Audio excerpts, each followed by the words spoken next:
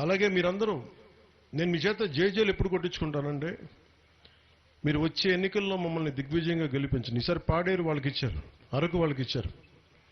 ఈసారి ఎన్డీఏ కూటమిని దిగ్విజయంగా గెలిపించండి. మీరు అంటే ఇది ఎందుకు చెప్తున్నానంటే మీరు 15th ఫైనాన్స్ కమిషన్ డబ్బులు కానీ సర్పంచులు కానీ నేను పార్టీ చూడలేదు.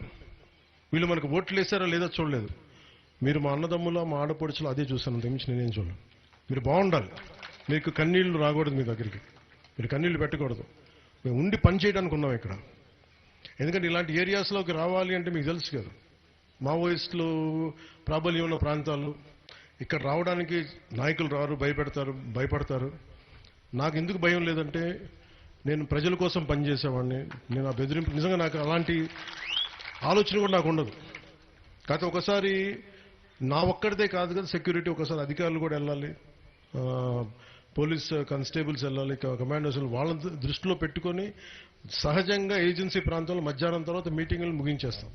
మీరు అనుకోవచ్చు ఎందుకు సాయంత్రం దాకా ఉండడం, 2 దాకా 3 తర్వాత వెళ్ళిపోతారు. ఎందుకంటే ఇది సెక్యూరిటీ ప్రోటోకాల్. ఎందుకంటే గతంలో ల్యాండ్ మైన్స్ పెట్టేవాళ్ళు, కొన్ని గొడవలు జరిగాయి.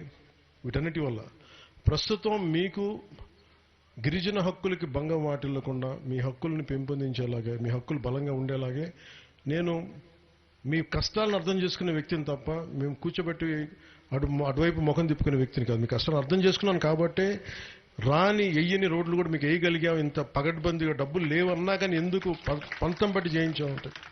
అలాగే జల్ జీవన్ మిషన్ కూడా గౌరవ ప్రధానమంత్రి గారు 4,000 కోట్ల రూపాయలు మనకి ఇచ్చేస్తే 26 కోట్లకి 28 కోట్లకు డబ్బులు ఇస్తే గత ప్రభుత్వం వైసీపీ ప్రభుత్వం డబ్బులు తీసుకోలేదు. దాన్ని ఈ రోజున 4,000 కోట్లు ఖర్చు పెట్టి పైప్ లైన్ వేసి వదిలేశారు. అదే మన ప్రభుత్వం రాగానే కూర్చోబెట్టి కనీసం మీరు చూస్తున్నారు దాటిపొట్టున జేజేఎం ఇవి చూస్తున్నాం. ఇంటికి కనీసం 55 లీటర్ల నీళ్లు రావాలన్న ఆశ ఉంది దీనికి. ఇది మరింతగా ముందుకు తీసుకెళ్తాం. కనీస వసతులు, కనీస రోడ్లు, మీరు దాటిపొడుగున నాకు వచ్చేది డ్రైనేజ్ సమస్యలు ఉన్నాయి, స్కూళ్ళ సమస్య ఉంది, లేదంటే స్కూల్ బిల్డింగ్లో సమస్యలు ఉన్నాయి, లేదా అంగన్వాడీ సెంటర్స్ సమస్యలు ఉన్నాయి. అలాగే కూర్చోబెట్టి పెన్షన్స్ సరిగ్గా కొంతమందికి రావట్లేదు. ఇవన్నీ కూడా ఎప్పటికప్పుడు అధికారుల చేత సమీక్షలు జరుపుతూ మీ సమస్యని తీర్చడానికి అనుక్షణం మేము పనిచేయడానికి మేము సంసిద్ధంగా ఉన్నాం.